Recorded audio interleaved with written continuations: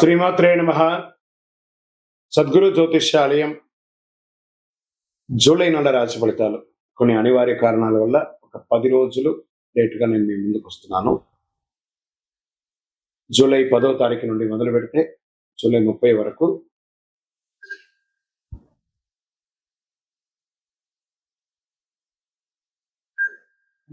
గ్రహాలన్నీ కూడా ఎలాంటి ఫలితాలు ఇవ్వబోతున్నాయి, ఈ 20 రోజుల్లో ఉద్యోగ, వ్యాపార, వ్యవహార, కుటుంబ అన్ని కూడా గోచార ప్రకారంగా ఎలా ఉన్నాయని చెప్పి మీ ముందుకు రాబోతున్నాను. జ్యోతిష్యం అంటే అందరికీ ఒక ఉత్సాహం. ఈ నెల నాకు ఎలా ఉండబోతుంది అనేది చాలా మంది గురుగారు ఈ నెల మీరు నాకు అందుబాటులో లేదు అనడం కొన్ని అనివార్య కారణాల వల్ల నేను కాస్త ఆలస్యంగా వచ్చాను. మీకు కలిగిన ఇబ్బందికి క్షమించండి. జ్యోతిష్యం పడుతున్న వర్షానికి ఒక గొడుగు మాత్రమే కానీ జ్యోతిష్యం జీవితం కాదు. ఈ యొక్క ఫలితాలన్నీ మీ యొక్క వ్యక్తిగత జాతకానికి ఒక 30% మాత్రమే వర్తిస్తుంది.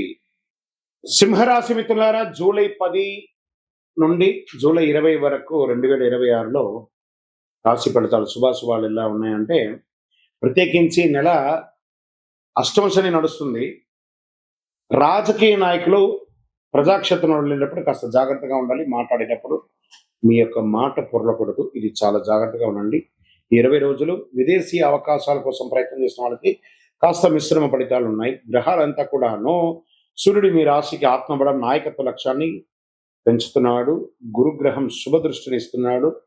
శని మీ యొక్క సహనాన్ని పరీక్షించి చివరికి విజయాన్ని ఇస్తాడు. కుజుడు కార్యదీక్షతను పెంచుతాడు. శుక్రుడు కుటుంబ సఖ్యం, రాహు కొత్త పరిచయాలు, కేతు ఆధ్యాత్మిక చైతన్యాన్ని పెంచుతాను. 20 రోజులు ధైర్యంగా మీరు తీసుకున్న నిర్ణయాలే మీకు ముందుకు తీసుకెళ్తుంది అనేది చెప్పడం జరుగుతుంది. వ్యాపారంలో విస్తరణకు అద్భుతమైనటువంటి సమయం. కొత్త బ్రాంచ్లు పెంచడం లేదా ఫ్రాంచైజ్ మోడల్లో పెంచడము, ఉత్పత్తులు మార్కెట్లో తీసుకెళ్లడము, పెద్ద కంపెనీతో ఒప్పందాలను కుదర్చడము వంటి అవకాశాలు కనిపిస్తున్నాయి. ఆదాయం పెరుగుతుంది. నిలిచిపోయిన బకాయిలు పెరుగుతాయి, తిరిగి వచ్చే అవకాశాలు ఉంది. గతంలో చేసిన పెట్టుబడులు లాభాలు ఇవ్వడం ప్రారంభిస్తాయి. అనవసరపు ఖర్చులు నియంత్రణ ఉంచితే చాలా మంచిది. అన్వాంటెడ్ షాపింగ్స్ ఫస్ట్ అవాయిడ్ చేయండి, అది మంచిది. ఊరికే కొనుక్కొచ్చి ఆ యొక్క అందమైనటువంటి ప్రమోషన్స్ చూసి పోయి మోసపోకండి. ఇంకా ఉద్యోగంలో ఉద్యోగస్తులకి పదోన్నతి, కొత్త బాధ్యతలు, ఉన్నతాధికారుల ప్రశంసలు లభిస్తాయి. నాయకత్వ స్థానాల్లో ఉన్న వారికి మరింత గౌరవం పెరుగుతుంది. ఉద్యోగ మార్పు కోరుకునే వారికి మంచి అవకాశాలు వస్తున్నాయి. విదేశీయ ప్రాజెక్టులో పాల్గొనే అవకాశాలు ఉన్నాయి. ప్రభుత్వ రంగం వారికి కూడా ఎలా ఉంటుందంటే, పదోన్నతి, బదిలీ లేదా ప్రత్యేక బాధ్యతలు ఇచ్చే సూచనలు ఉన్నాయి. టెండర్ అనుమతులు, లైసెన్సుల అనుకూలంగా పూర్తిగా వచ్చాయి. రాజకీయ రంగంలో ఉన్న వారికి ప్రజాదరణ పెరిగే అవకాశాలు ఉన్నాయి. IT, banking, management, corporate, multi level సంస్థలో పనిచేసే వారికి కొత్త అవకాశాలు వస్తాయి. మీ ప్రతిభ సంస్థలో గుర్తింపబడతాయి. కుటుంబంలో ఆనందం, ఐక్యత పెరుగుతుంది. ఇంట్లో శుభకార్యాలు, చర్చలు పెరిగే అవకాశాలు ఉన్నాయి. కాస్త మిశ్రమ ఫలితాలు. కుటుంబంలో శని భగవానుడు అష్టమ శనిలో ఉన్నాడు కాబట్టి జాగ్రత్త. ఒకరి పట్ల ఒకరు మాట్లాడేటప్పుడు గౌరవ మర్యాదలతో మాట్లాడండి, కానీ ఎవరిని కించపరిచే విధంగా మాట్లాడి మనసు నొప్పించకండి.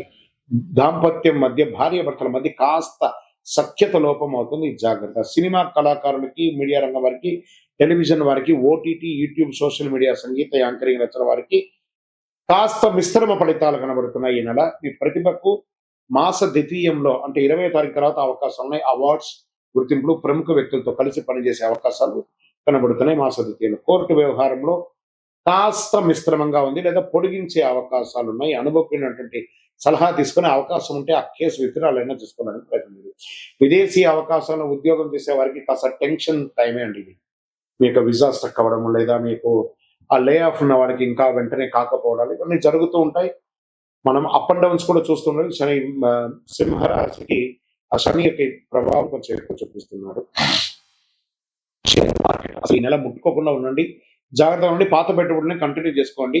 పెడితే ప్రయోజనం ఉండేటట్టుగా బాగా అనలైజ్ చేసి పెట్టండి, కానీ ఎవరో ఏదో చెప్పారు, టిప్స్ ఇస్తారని పెట్టి మోసపోకండి. ఇక రియల్ ఎస్టేట్ స్తబ్దతగా ఉందండి. సింహరాశి వారికి రియల్ ఎస్టేట్ అంత గొప్పగా లేదు. అవకాశం నిర్మాణ రంగం ఏమైనా ఉంటే కన్స్ట్రక్షన్ చేసుకోండి. ఇక service sector, hotel, hospital, consultancy, event management, travel, education, finance రంగంలో ఉన్న వారికి కస్టమర్లు కాస్త ఆదరణ ఇచ్చే అవకాశాలు కనబడుతున్నాయి. ఆరోగ్యపరంగా చాలా చాలా జాగ్రత్తగా ఉండవలసినటువంటి ఈ నెల అని కూడా చెప్పచ్చు. శరీరంలో వేడి పెరుగుతుంది. రక్తపోటు, అలసట, నిద్రనితనం పెరిగే అవకాశాలు చాలా ఉన్నాయి. ఏదో ఒక చిన్న శస్త్రచికిత్స కూడా అయ్యే అవకాశాలు ఉంటాయి కాబట్టి జాగ్రత్త పడండి. రైతులకు అద్భుతంగా ఉంటుందని చెప్పొచ్చు. వరి, పత్తి, మిర్చి, మొక్కజొన్న వంటి పంటలు చాలా అనుకూలంగా ఉన్నాయి. విద్యార్థులు పోటీ పరీక్షలు, civils, defence, medical, engineering, management చదివేవారు చాలా కష్టపడి చదవాలి. అవకాశాలు వస్తాయి కానీ చాలా చాలా కష్టపడాలి. ఈ నెల మీకు అదృష్టం ఇచ్చే దినాలంటే 12, 16, 19, 24, 28, 30 తారీఖులు బాగొస్తాయి. అదృష్ట సంఖ్య 1 మరియు 3 మీకు చాలా కలిసొస్తుంది. అదృష్ట రంగులు బంగారం, కాషాయం, ఎరుపు రంగులు కలిసొస్తుంది. అదృష్ట దిక్కు తూర్పు దిక్కు చాలా కలిసి వస్తుంది. ప్రతి ఆదివారం ఉదయం సూర్య నమస్కారం చేయండి. అర్ఘ్యం వదలండి. నీళ్ళలో అర్ఘ్యం వదలండి సూర్యుడికి. ఆదిత్య హృదయం వింటూ నుండి పారాయణం చేయండి.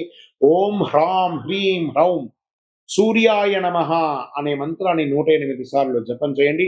గోధుమ, బెల్లం, రాగి పాత్రలు, ఎరుపు లేదా కాషాయ వస్త్రాలు దానం ఇవ్వండి. విద్యార్థులకి పుస్తకాలు లేదా పెన్సిల్స్ లాంటిది ఇవ్వండి. ఆలయాల్లో దీపం నూనె దాహాయం చేయండి. సూర్యగ్రహ అనుగ్రహం పొందండి. ఆర్థిక పురోగతి, వ్యాపార విస్తరణ, విదేశీ అవకాశాలు కలిసి వచ్చే శుభకాలం ఇది.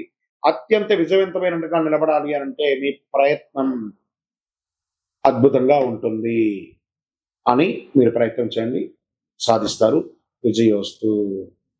మీ యొక్క వ్యక్తిగత జాతకం తెలుసుకోవాలనుకుంటే మీ పరిసర ప్రాంతాల్లో ఉన్నటువంటి గురువులని సంప్రదించండి, జ్యోతిశాస్త్ర నిపుణుల్ని సంప్రదించండి. లేదా మా ద్వారానే మీరు జ్యోతిష్యం తెలుసుకోవాలి అనుకుంటే మన ఛానల్లో కనబడుతున్న డిస్ప్లేలో కనబడుతున్నటువంటి నంబర్కి మీ పేరు, మీ date of birth, time of birth, place of birth WhatsApp చేయండి. మా అడ్మిన్స్ మీకు రిప్లై ఇస్తారు. ఇకను శక్తివంతమైనటువంటి ఫలితాలు పొందడానికి అతి శక్తివంతమైనటువంటి కరుంగాళి మాల, ఈ కరుంగాళి మాలను మన దేవాలయంలో 48 రోజులు పూజ చేసి సిద్ధంగా ఉంచాం. చండీ, సుదర్శన, సుబ్రహ్మణ్య భుజంగం చేసి ఇలాంటి మాల ఉంది రెడీగా. ల్యాబ్ టెస్ట్ చేసి కావలసిన సంప్రదించండి.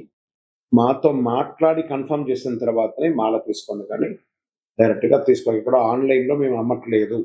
మా సంస్థకు మీరు అప్రోచ్ అయితేనే వాట్సాప్ ద్వారా ఫోన్ చేస్తేనే మీకు ఇస్తాము. కానీ మీరు బయట ఆన్లైన్ నుంచి తెచ్చుకుంటే మా సంస్థకు ఏ విధమైనటువంటి సంబంధం లేదు.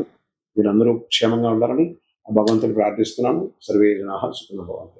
ఇంటి ముందు ముగ్గు వేయకపోతే ఏం జరుగుతుంది? అదొక ప్రశ్న, దానికి ఒక ఆన్సర్. ఇప్పుడు ఎలా చెప్తున్నా అంటే కొన్ని ప్రశ్నలకు విచిత్రంగా కూడా ఉంటాయి అని కూడా చెప్పొచ్చు ఆన్సర్. ఎలా ఉంటుందంటే ఇంటి ముందు ముగ్గు వేయడం అనేది కేవలం అలంకరణ కాదు. ఇది ఒక హిందూ సంప్రదాయమైనటువంటి ఆరోగ్య, శుభ్రత, ఆధ్యాత్మిక సంస్కృతి అన్ని కలిసి ఉన్నదే ముగ్గు. ముగ్గు ఎందుకు వేస్తారు? లక్ష్మీదేవికి ఒక ఆహ్వానం. మన ఇంటికి లక్ష్మి కావాలి కదా. ఏమంటున్నాం? భాగ్యాద లక్ష్మీ బారమ్మ అనే అమ్మవారిని పిలిచేటప్పుడు శుభ్రంగా ఉండాలి కదా. సంప్రదాయ నమ్మక ప్రకారం పరిశుభ్రత ఇంటి ముందు ముగ్గు కంటే మహాలక్ష్మి దేవి కటాక్షం లభిస్తుందని డైలీ ఇంటి ముందు ముగ్గు వేస్తారు. మరి పరిశుభ్రతకు కూడా గుర్తు. ఓహో, వీళ్ళు ఇల్లు శుభ్రంగా ఊడ్చి క్లీన్ చేసి ముగ్గు వేస్తారు కాబట్టి పూర్వకాలం తెల్లవారుజామున ఇంటి ముందు ఊడ్చి నిల్లు చల్లి ముగ్గు వేయడం అనేది పరిసర ప్రాంతాలు శుభ్రంగా ఉండేది అనేది ఆరోగ్యానికి ఇచ్చే ఒక మొదటి ఇది. ఇంట్లో ఏవో చిన్న చిన్నవి ఉంటాయి, పడిపోతూ ఉంటాయి, చిన్న చిన్న జీవరాశులు చనిపోతుంటాయి, దోమలు కానీ లేకపోతే అవన్నీ కూడా వైరస్ వచ్చేవి అన్నీ కూడా ఏం చేస్తారు? ఊడుస్తాం, నీళ్లు చల్లుతాం, కలాపు చల్లుతాం, ఆరోగ్యపరంగా ఉంటుంది ఏం చెప్తారు. జీవరాశులకి ఆహారం, దాంతో బియ్య పిండితో ముగ్గు వేస్తూ ఉంటారు జనరల్ గా. ఇప్పుడు కదా అన్ని వేస్తుంటారు. సంప్రదాయంగా బియ్య పిండితో ముగ్గు వేయడం వల్ల చీమలు, చిన్న చిన్న పక్షులు వాటికి ఆహారం దొరుకుతుంది కాబట్టి అలా కూడా ఇంటి ముందర ముగ్గు వేస్తారు. సానుకూలమైనటువంటి వాతావరణం వస్తుంది. అందమైన ముగ్గులు ఇంటికి వచ్చే వారికి ఆహ్లాదకరమైనటువంటి భావన. ఆహా, వీళ్ళు చక్కగా ఉన్నారు, సంప్రదాయంగా ఉన్నారు, ఎవరైతే అలా అనుకుంటూ ఇంట్లోకి వస్తారో ఆ ఇల్లు కూడా సుభిక్షంగా ఉంటుంది. కళ ఏకాగ్రత ఎలా పెరుగుతుంది? ముగ్గు వేయడం చేతి నైపుణ్యాన్ని, ఏకాగ్రతను పెంచుతుంది, సృజనాత్మకత పెంచుతుంది. కళలుగా కూడా మనం నేర్చుకునే ఒక ముగ్గు అనేది కాన్సన్ట్రేషన్, ఇన్ని చుక్కలు వేయాలి, ఇన్ని ముగ్గులు వేయాలని వాళ్ళలో కూడా ఆడవాళ్ళ ఒక కళ పెరుగుతుంది. సరే, ముగ్గు వేయకపోతే ఏమవుతుంది? అది కదా ప్రశ్న. మనం ముగ్గు వేయడం వల్ల గురించి కదా మాట్లాడుకున్నాం. దీనిపై 2 రకాలైనటువంటి అవగాహన ఉన్నాయి. ఇంట్లో శుభశక్తులు తగ్గుతాయండి. ఫస్ట్ ఆ ఇల్లు, ముగ్గు వేసే ఇల్లు, ఎదురిల్లు బాగుంటుంది, ఎదురు వేయకుండా ముగ్గు వేయకపోతే ఇంకా నిద్ర కూడా లేవలేదు అని మాట్లాడుతూ పోతారు. దరిద్రం స్టార్ట్ అవుతుంది. ఆ ఇంటి ముందర అశుభం కనబడుతూ ఉంటుంది. లక్ష్మీదేవి అనుగ్రహం తగ్గుతుంది. శుభకార్యాలకు అనుకూల వాతావరణం తగ్గుతుందని కొందరు విశ్లేషిస్తారు. కానీ వాస్తవ దృష్టిలో ముగ్గు వేయినంత మాత్రాన తప్పనిసరిగా ఏదైనా అశుభం జరుగుతుందా? శాస్త్రీయమైనటువంటి ఆధారాలు ఎక్కడ లేదు, ఏమి జరగదు. కొంతమంది ముగ్గు అనేది ఏంటో కూడా తెలియని వాళ్ళు కూడా ఉన్నారు. ఇలా కొన్ని గేటెడ్ కమ్యూనిటీస్ లో అపార్ట్మెంట్స్ లో ముగ్గు వేయడం అనేది లేదు, స్టిక్కర్ వేసేసి వదిలేస్తున్నారు. అయితే పరిశుభ్రత సంప్రదాయం అందం వంటి ప్రయోజనాలు కోల్పోతారు ముగ్గు వేయకపోతే. వైదిక సంప్రదాయం ఏ రకంగా చెప్తుంది? ఆధ్యాత్మికంలో ధర్మశాస్త్రాలు ఇంటి పరిశుభ్రంగా ఉంచడం, దేవతారాధనకు ముందు ముగ్గు వేసి గడప కడిగి ముగ్గు వేయడం అనేది పవిత్రత చేకూరుతున్న ప్రముఖతలు చెప్తున్నారు. ముగ్గు వేయడం అనేది పవిత్రతకు ప్రతీక. తరతరాలుగా వస్తున్న ఆచారం అయితే ముగ్గు వేయకపోతే తప్పనిసరిగా కష్టం వస్తుంది అని చెప్పడానికి ఏ విధమైనటువంటి శాస్త్ర కోణాలు లేదు. ముగ్గు వెయ్యండి, వేయకపోతే మీ ఇష్టం. వేయకపోతే ఏదో తప్పు జరిగిపోతుంది అనేది భ్రమలోకి వెళ్ళకండి, కానీ వేస్తే శుభ్రంగా ఉంటుంది అనేది ముఖ్యం. ఆరోగ్యంగా ఉంటారు. ముగ్గు వేయడం శుభప్రదం, సాంస్కృతిక గొప్ప సంప్రదాయం, విజయవస్తు. తులసి మొక్క దగ్గర దీపం ఎందుకు పెట్టాలి? పెట్టకపోతే ఏమవుతుంది? ఈ తులసి మొక్క ప్రతి ఇంట్లో ఉంటుందండి. అది వచ్చి విష్ణు యొక్క స్వరూపం. కృష్ణ తులసి, రామ తులసి అని 2 తులసి ఉంటుంది. దీపం పెట్టాను దేవుడు అని చెప్పేసి ఆ చెట్లోకి తీసుకుపోయి కొంతమంది పెడతారు. ఆ వేడికి కరిగిపోతూ ఉంటుంది. అవసరమా? తర్వాత ఆ చెట్టు మొదలు కింద పెడతారు, అవి కూడా కరిగిపోతాయి. చూడండి, తులసి మొక్క పెట్టిన దీపం దగ్గర పెట్టడం వల్ల పెట్టిన దీపము షింక్ అయిపోయి ఉంటుంది. ఆ యొక్క ఆకులంతా ఖచ్చితంగా దీపం పెట్టాలి తులసి మొక్క దగ్గర. ఆ కోటలాగా ఉంటుంది కదా, బయట పెట్టండి. ఒక చిన్న ముగ్గు వేసి ఆ దీపాన్ని బయట పెట్టండి. అది మన వైదిక సంప్రదాయ ప్రకారం ఒక అద్భుతమైనటువంటి శక్తిగా భావిస్తాం. మహావిష్ణువుకి దీపం వెలిగించడం. ఎక్కడైతే ఎవరు మహావిష్ణు తులసి, ఆ యొక్క తులసికి ఏ దీపం వెలిగిస్తున్నాం? లక్ష్మీపరమైనటువంటి దీపాన్ని వెలిగిస్తున్నాం.